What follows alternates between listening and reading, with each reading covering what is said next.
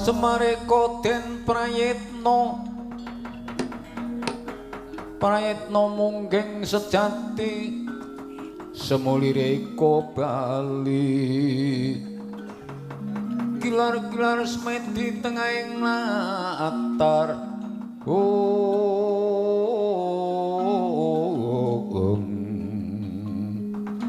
milangono lintang Bima Sakti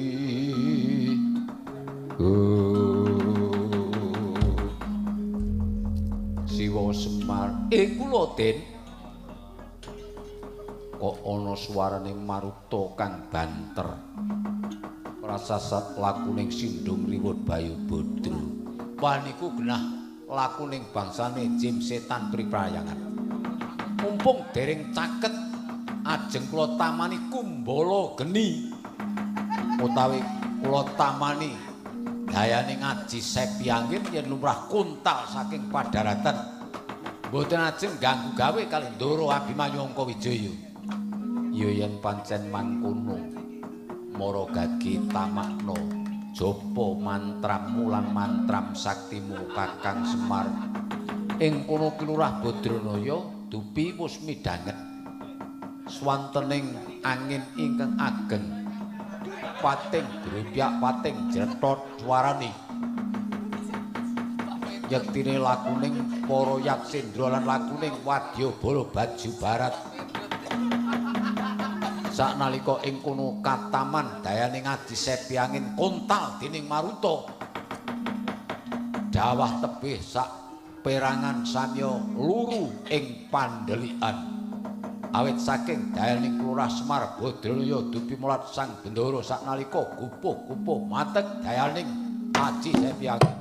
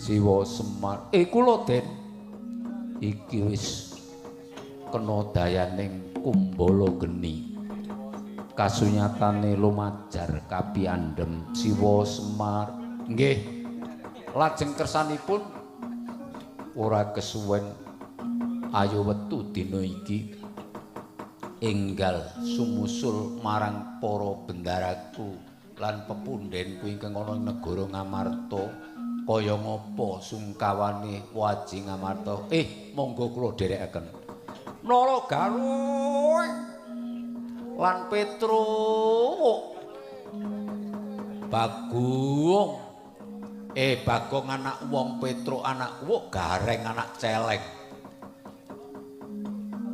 Genjik anak pitik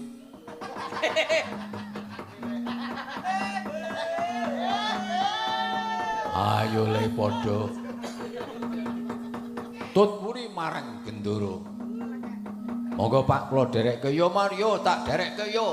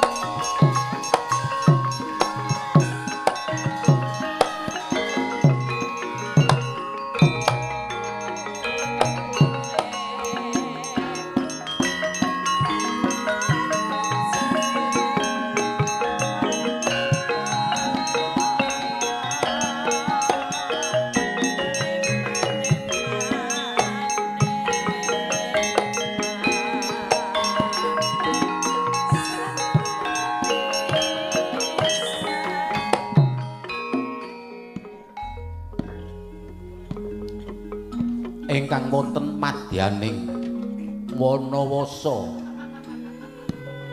nembe lumaksana wonten madyaning Wanadri nenggih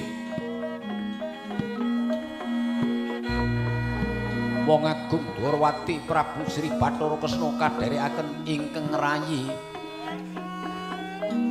Raden Haryostiaki dalasan nata Mandura Prabu Baladewa dupi mulan sanalika kawistara gupuh-gupuh denya hanyangketi dhateng nata Mandura Prabu Baladewa saknalika kagiat kabur kadura kawekasan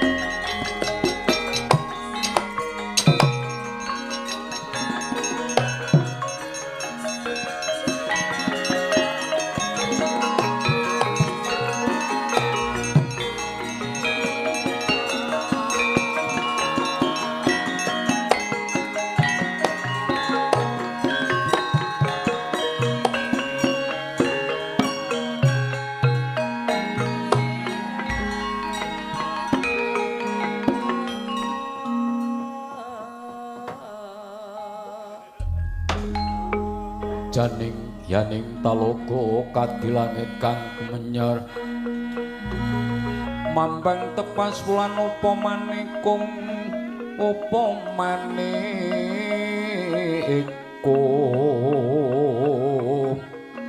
lintang tulwadaya kusuma ya sumawur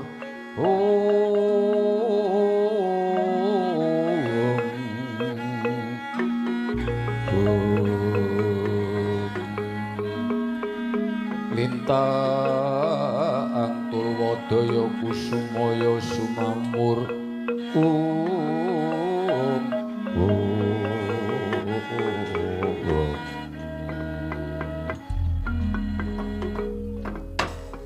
kadangipun Kakang Yayi Bathara Kresna kula nuwun wonten pangendika ing ngadhawuh Kaka Prabu wah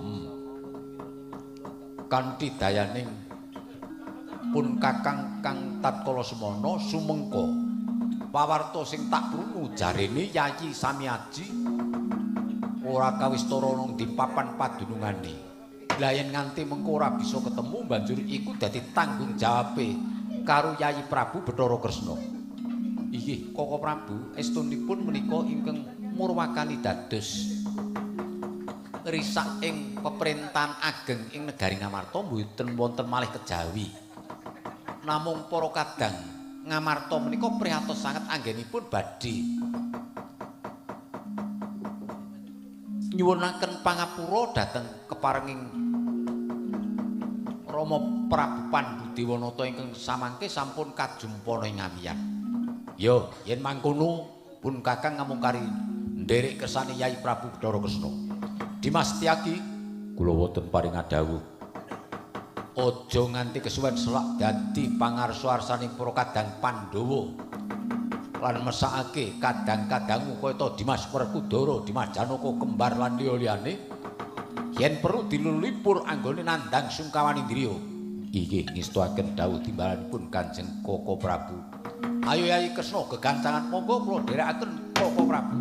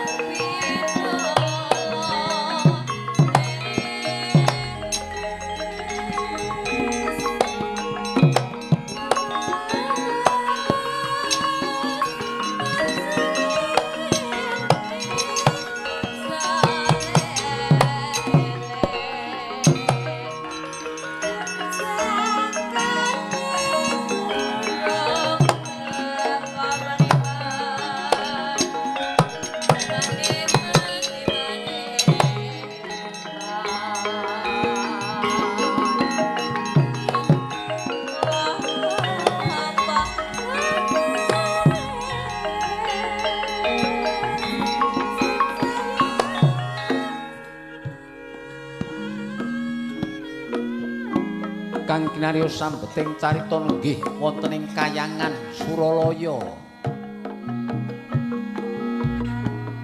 Sang Hyang Pikulun Bathara Guru ya Sang Hyang Pikulun kaneka putra ingkang sampun nderek ngembat watang putu kejung kumbalara ting praja datan kantun nenggih Sang Hyang Pikulun Bathara Yama Dipati bawane iku yektine dewa kang anjabun nyawa minen kadhawuhan samangke supados mandhap wonten ing Madyapada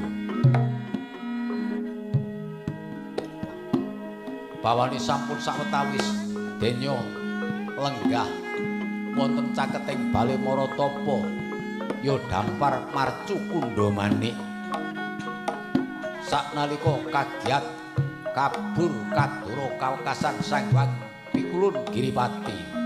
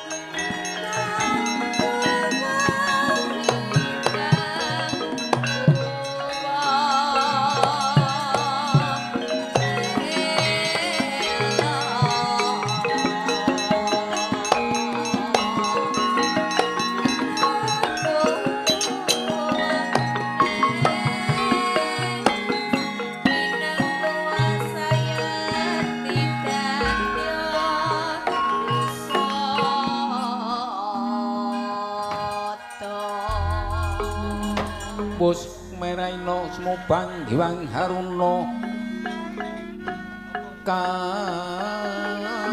katinetrane nganggo rapuh sabdaning kukila ring kanigara sakatar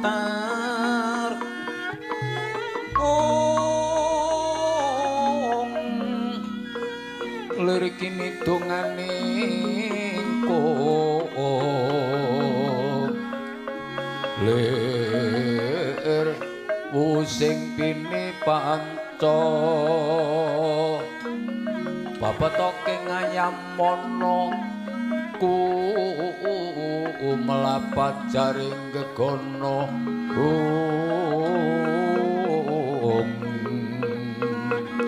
abang wetan soroting hiwangarko remu-remu nyoroti bawana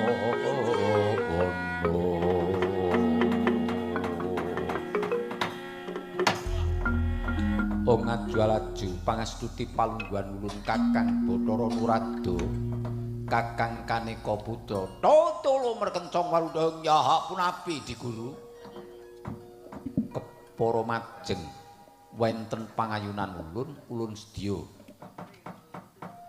rembagan kalian Kakang Kaneka Putra nggih menapa ingkang dados keparingipun Adi Permesti Bathara Guru Kakang Rada ndados nukamuningan estunipun wedal samangke kula badhe dawuh kalian Bathara Yama Dipati ingkang supados mangke nyaketi para wayah-wayah ulun Pandhawa Werkudara Janaka lan kembar niat badhe kula banjut badhe kula caketaken kawah Candra Dimuka ingkang samangke kedah dados tunggal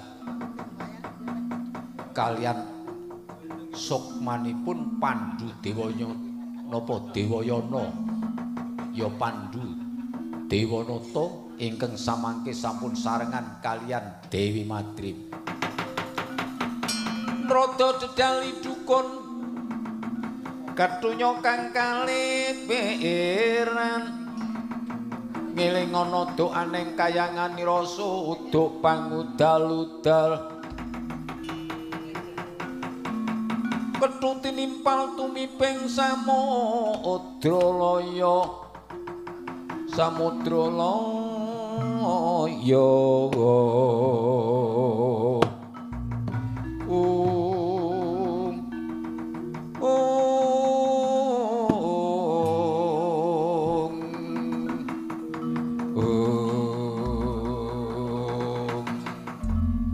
Di Guru kula Kakang Bathara Nurada. Nah, yen kersanipun mekaten.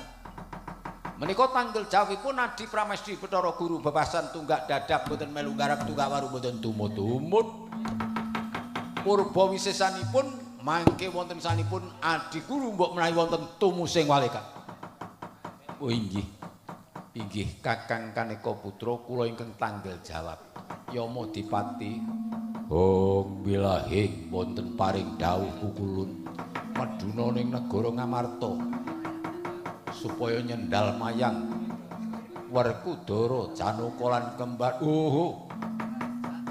sendika ngestakaken dawuh dinten menika badhe kula sowanaken wonten misanipun Adi Pramesti benjang menapa pangkatipun dina iki enggal lumarap medhuna ning Marcapada sendika ngestakaken dawuh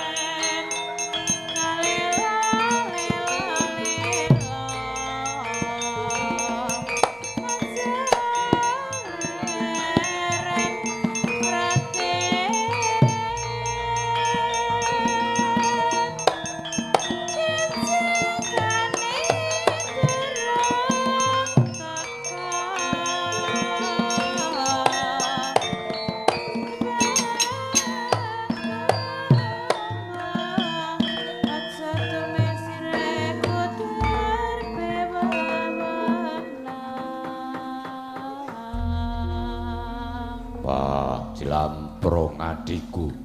Kula wonten paring adhawuh Kang Mas. Kembar. Kula wonten paring adhawuh Kang Mas. Kula wonten paring adhawuh Kang Mas. Kepriye Punta Aji marep kurung kawistara. Banjur anggone tapa nindra. Apa pancen wis dasare nindra apa dasare mung sugih ngantuk.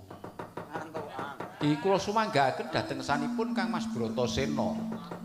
Muga-muga Punta Aji marep enggal kawistara tanpa antara dangu praptane Wang Pikulun Yamadipati.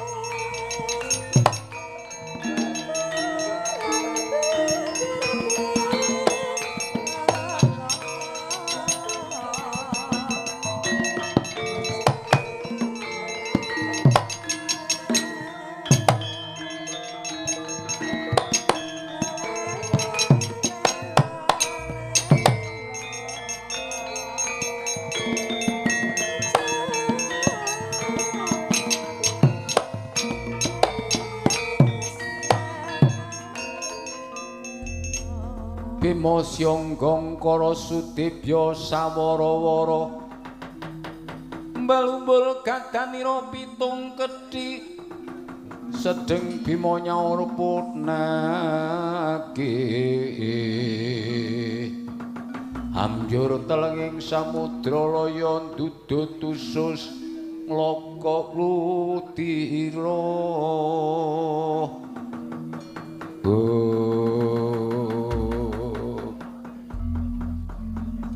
sisip Bathara Yamadipati kakekku hong wilahe ya Werkudara apa sing dadi wigatimu aku teka kene kanthi cekat-ceket ulun ngendika ulun ngemban dawuh pengendikane Ewang Pikulun Giripati ya Wang Pikulun Jagatnata menawa wektu dina iki Werkudara Janaka Nakula Sedewa tak unggahke ana ing kayangan. Apa sebabe kowe dikatutake dosane? Ya kuwi kang aran Prabu Pandhu Dewanata.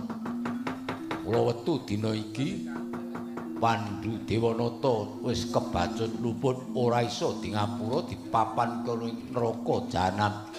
Ya kawah candra dimuka. Wah, aku ora trima. Yen kowe ora trima arep ngopo Werkudara? Aku yen to bapakku utawa mbokku Dewi Madrim ora entuk pangapura kedua ngaku manut kowe unggahno ana ing kayangan.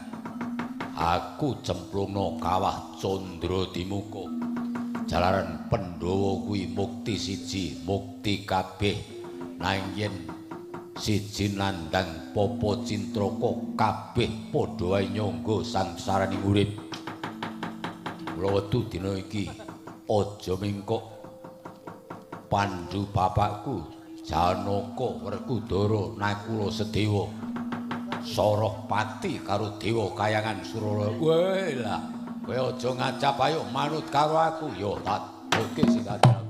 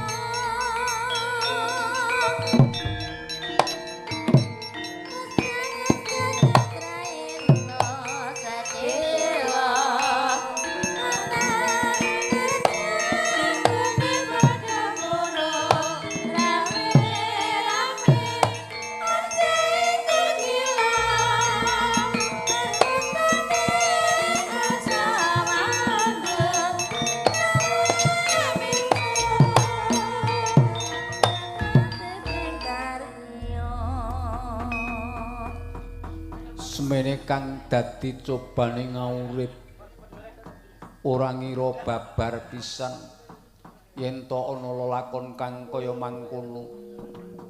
Kanjeng Rama Prabu Pandhu Dewanata Ibu Madrim kula sedya bela pati menapa malih kadang kula sampun kabekta dening Wangki Kulun Yamadipati. Kula mboten mentala dinten menika kula niat badhe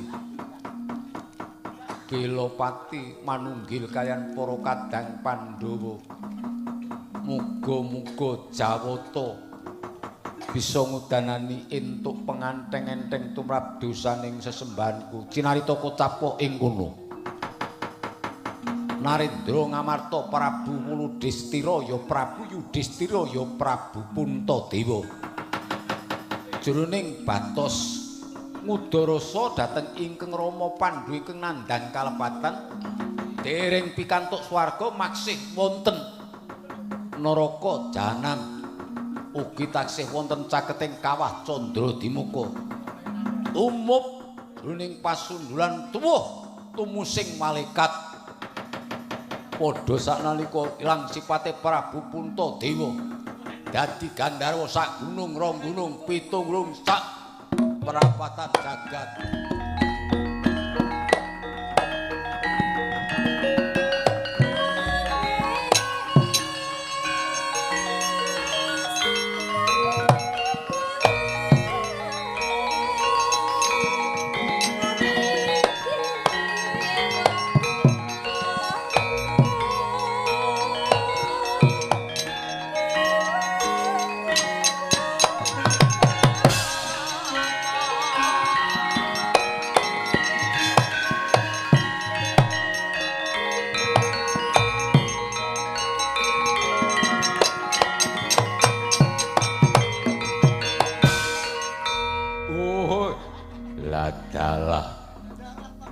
Cobane ngaurip kedadian kang kaya mangkene. Wah, jagat sak isine padha neksenana. Aku awasta kang aran Dewa Amral. Munggah kayangan dewa ora paring pengayoman. Ora paring pangapura karo wong tuaku kelakon obrak-abrik kabeh kayangan.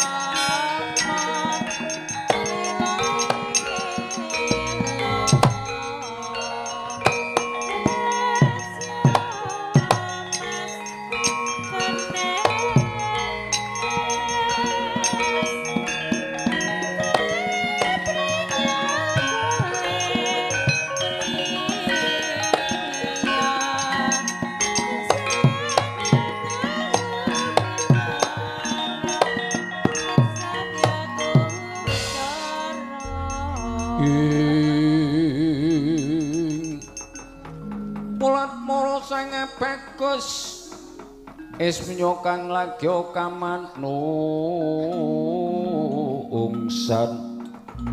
Hekoti kamantian lono kongas yatal mampur madu bronto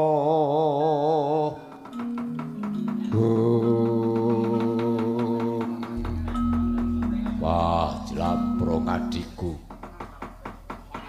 kula Kang Mas kembar, kula Kang Mas, kula Kang Mas. Wah, wis ora usah wedi. Iki geni mengangah. Kaya ngene wujude Dahono. Iki wis tekan papan padununganing neraka jahanam.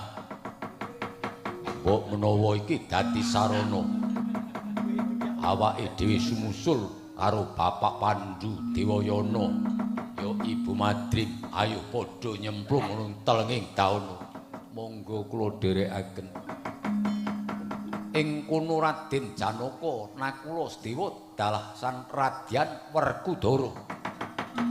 Arsa lumebet dhateng wujuding Agni kang mangalat-alat sedyaning kayun Arsa bela pati nyaketi dhateng arwahnya Prabu Pandhu Dewanata.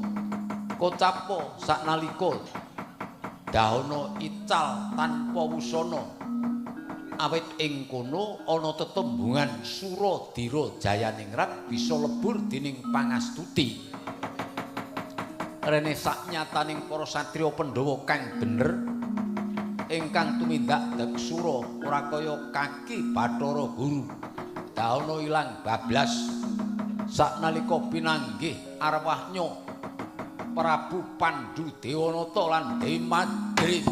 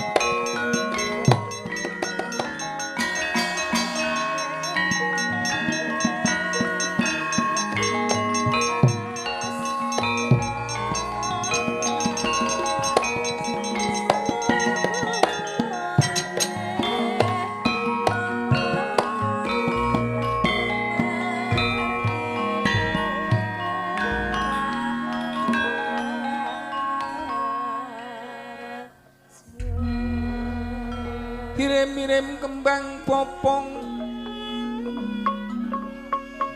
popong sari mulat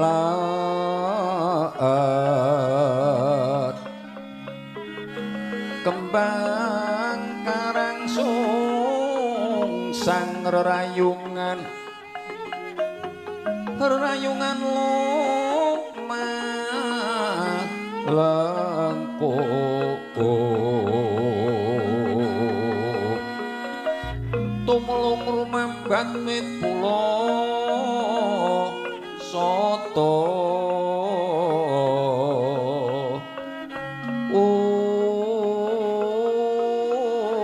kono bes mukang mawiradas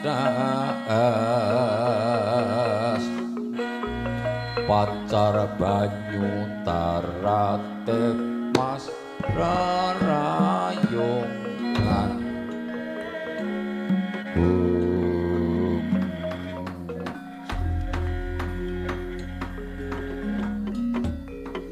anak unggir Werkudara.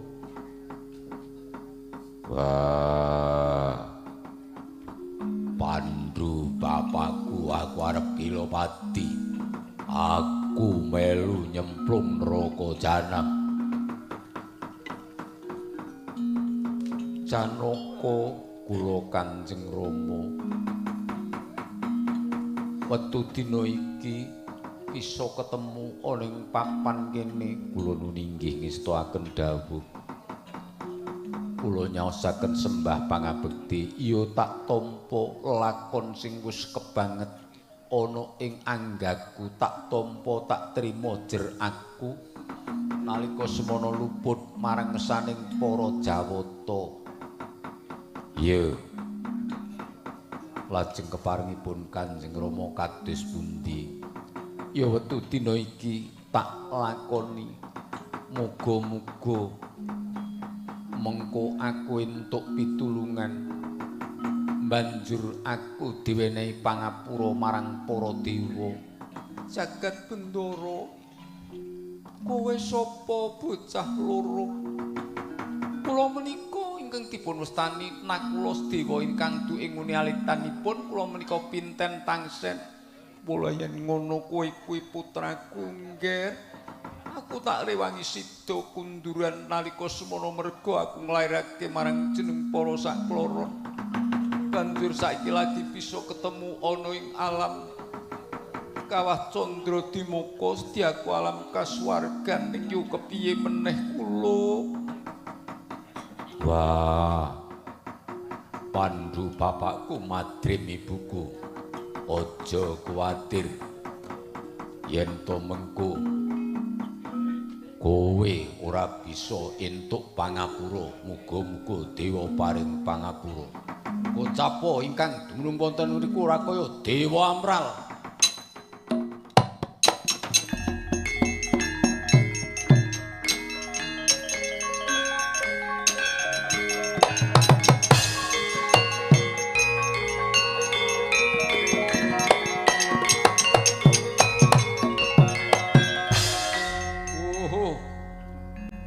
Pandhu bapakku, madrim ibuku, niatku arep ngobrak-abrik kayangan, kowe ora diwenehi swarga dina iki kabeh. Para dewa bakal untal malang. Kula njaluk pamujimu, kadang-kadangku kabeh wis padha kawistara. Tunggunen tak paranane kabeh dewa kaya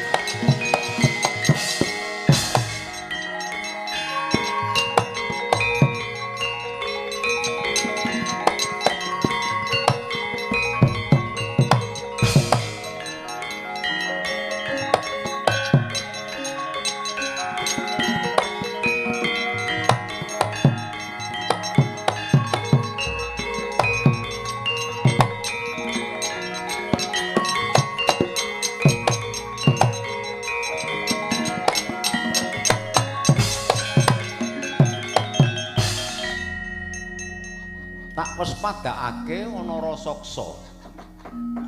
Rasaksa kuwi sapa kowe, takon karo aku Dewa Amral.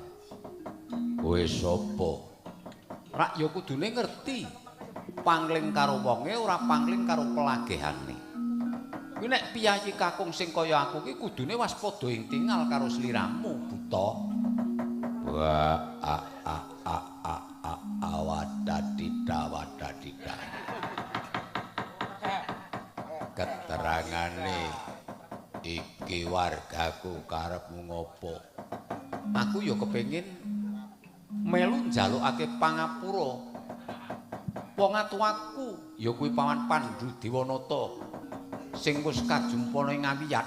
Karepmu kepiye? Tunggunen tak kancani kowe jleg dadi taun sak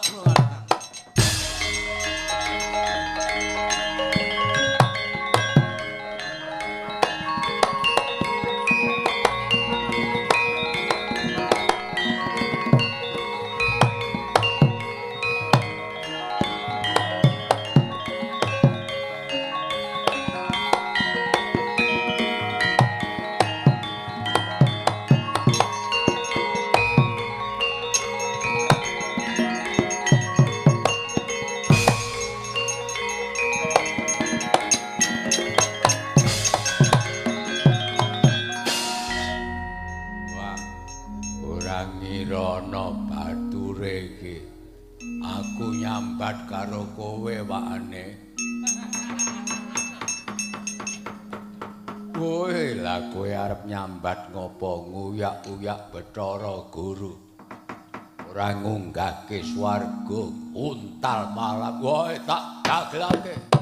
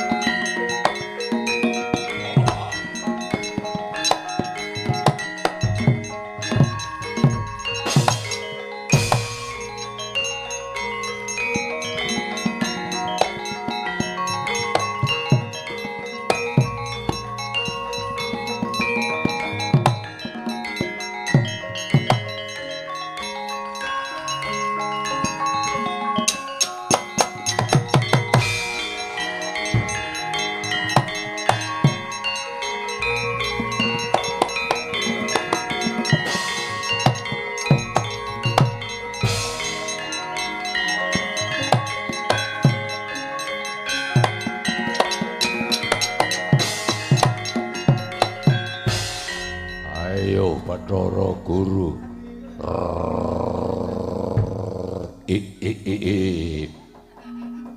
Ayo Bathara Guru.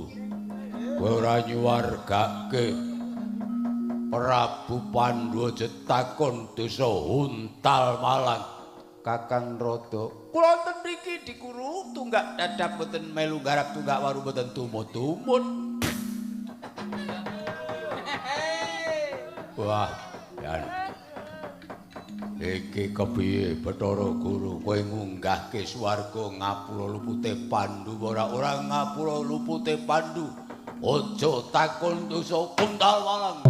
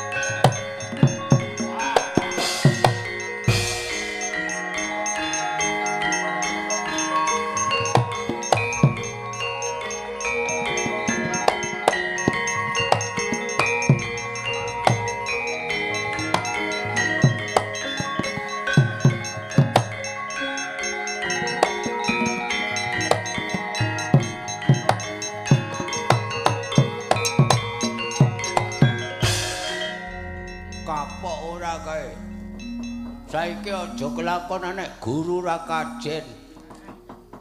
Guru diuluk-uluk kowok ya kuwi. Wah, jan. Alangan Pak Guru. Lah kene to mbidhek alangan. Bathara Guru diuluk-uluk kowok jane gagar otak. Lah kok iso gagar otak? Lah nyotot. Bela. celokon. Ayo Gong dikeploki Gong ben kapok. Ben guru ra kajen ya kuwi. Yo ora kesuwen yo.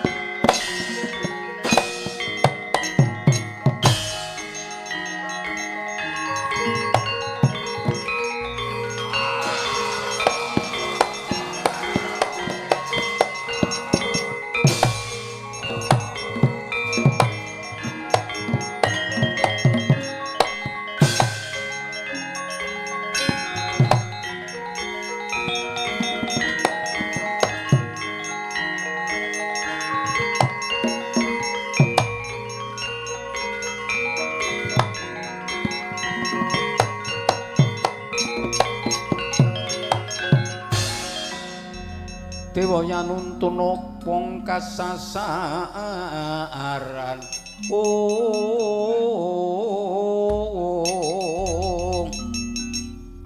kados pundi Kakang Kaneka Putra. Nah niki sing diarani kodrating jagat. Suradira jayane ngrat lebur dening pangastuti sapa nandur ngunduh. Nek nandure apik ngunduhe becik, nek nandure ala ngunduhe ala. Yuk lodolo merkencong pandang ya elek.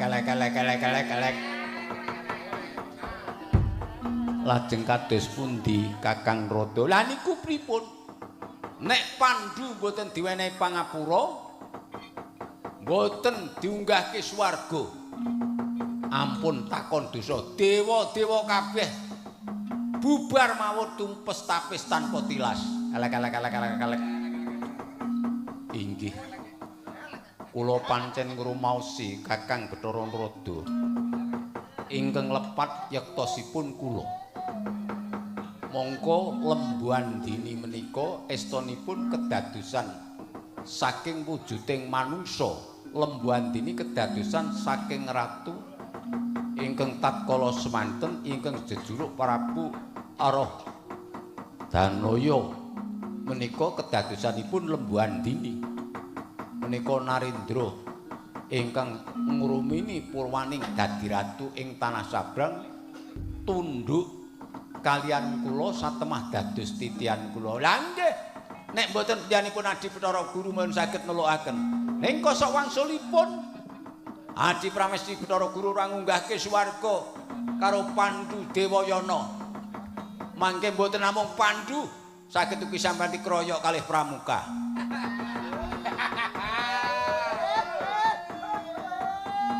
Ampun gegujengan Kakang Narada menika geter sinaut pater. Ajeng kok geter pramuji nggih kajenge. Dina niki kula sumanggaken.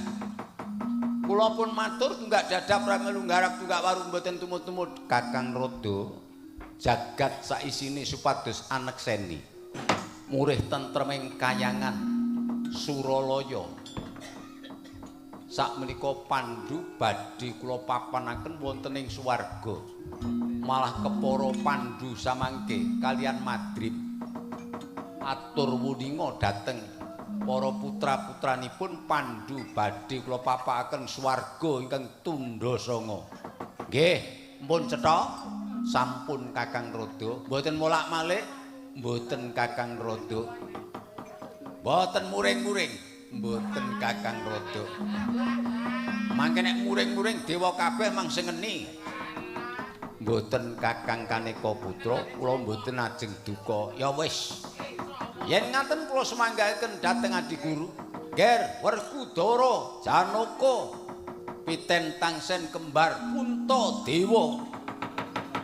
Kabeh jagat saisine nekseni. Tinulis dening Bathara Penyarian menawa ing wiwit dina iki Pandhu saknalika munggah swarga tundha sanga dadi srana kamulyaning para putra-putra Pandhawa.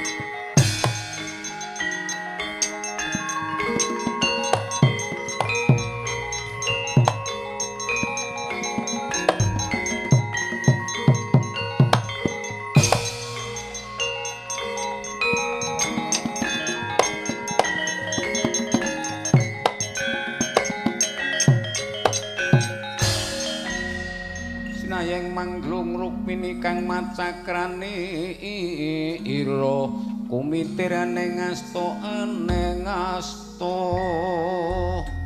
Yayi kula Koko Prabu Pawan Pandhu menika sampun dipuninggahaken swarga kula piyambak ngawuningani lajeng papan swarganipun malah menika sampun pikantuk swarga tundha sanga kula nunggih matur sewu sembah nuwun lelabetanipun Koko Prabu tuwin para adik-adik kula Pandhawa Sena Janaka lan kembar kari meminta saka keparinging Bathara ing kono sinarengan nata Dwarawati Prabu Bathara Kresna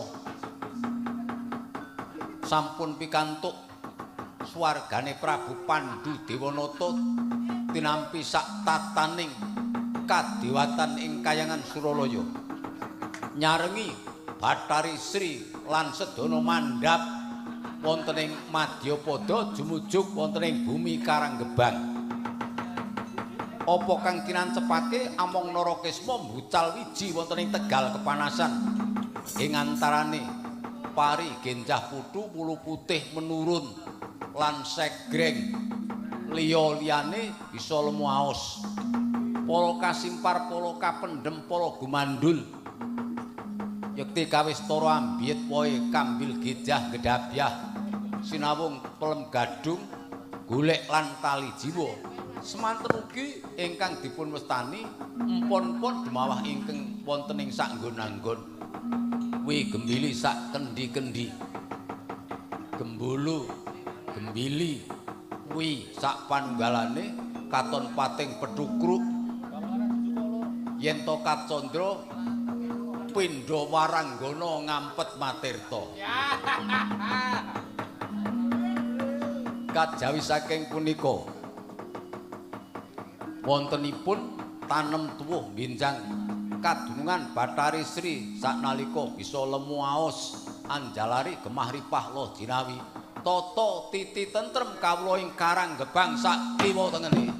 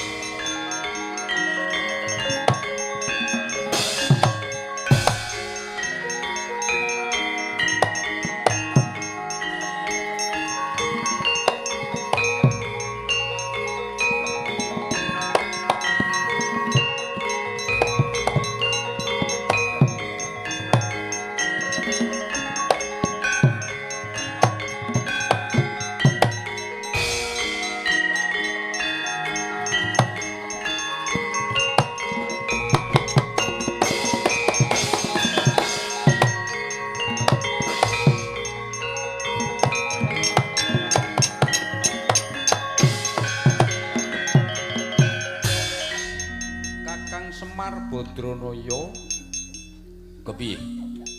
Kepiye? Kowe wong ora ngerti tatanan kabeh anakmu Bathara Kala sak anak-anake Kala sing jenengane ing antarane Kala Wijaya lan bangsa Kala Gutama didhawuhi mangan para satriya Pandhawa kuwi ajan-ajan Amudruhun. Aduh, iya Kakang Semar, aku wis rumangsa luput ora patut banget. Aku nek ngerti kowe idak.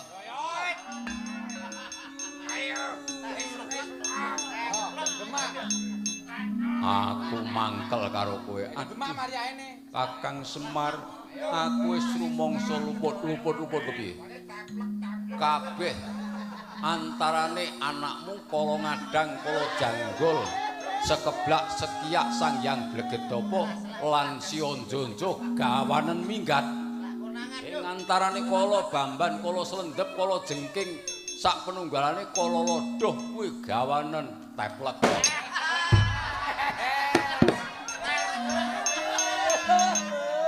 Kok nganggo teplek iki karepmu?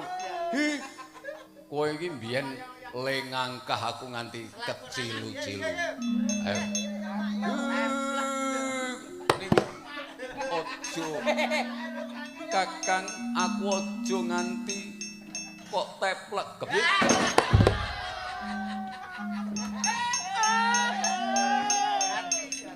Waduh,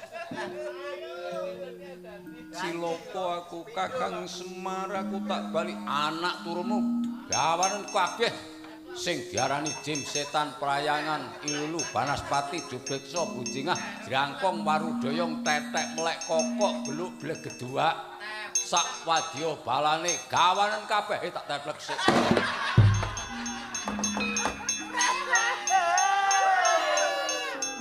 Monggo kur ora ketemu pirang dina arep kowe sengit karo aku kae sok mari aku kelingan lemak teplek. Wes minggat dina iki ora minggat idak-idak yo Kakang Semar tak bali.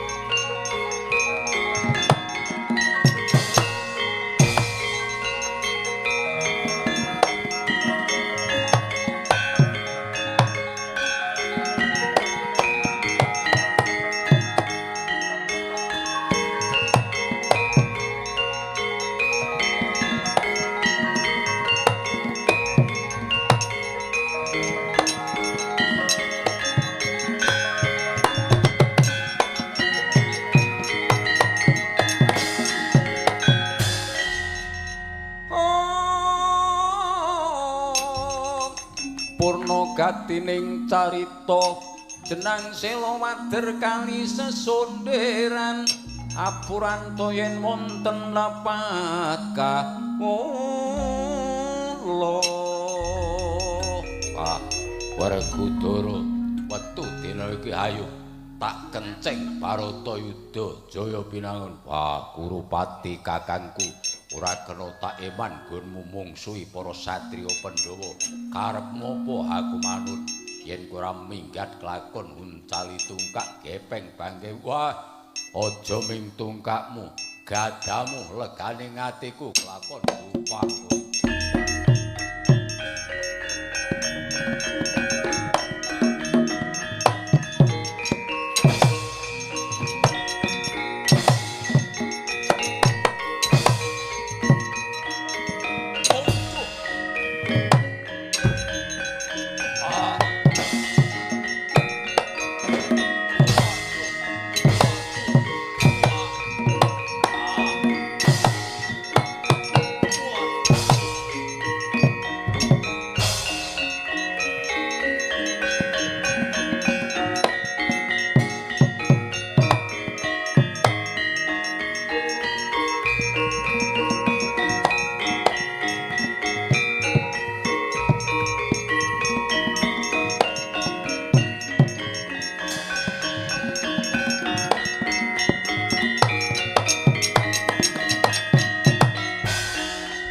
Yayi Prabu, kula Koko Prabu, sakmenika ngaten kemawon. Yen pancen Yayi Prabu taksih betahaken pengayuman Prabu Baladewa. Sakmenika Yayi Prabu mundur, ampun darbe watak drengki srei jahil metakil karo sedulur ngumbar kamurkan. Pilih pundi kula pengayuman negari Ngastina napa kula metu saka golongan Ngastina? Nggih.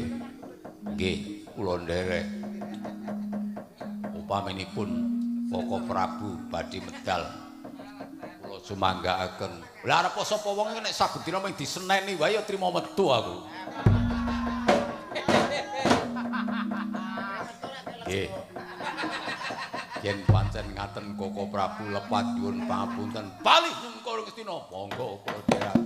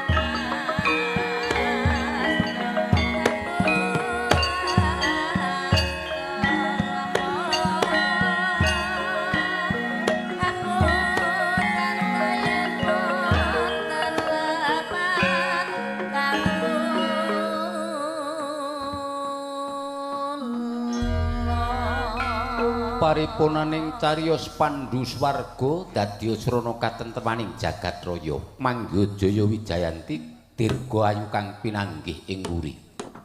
Pinangka puput pepuntaning cariyos Prabu Puntadewa nata Dwarawati. Para kadang sadaya para kadang ing Ngamarta dalasan Prabu Bathara Kresna sesarengan Andrawina Kembul Bujana sinambi mriksani srimpi bedaya kang kinarya nglipur sungkawaning driya. Purbaning srimpi bedaya kapasrahaken dhateng para abdi kriya gemblak kemasan kang samya angayahi kewajiban.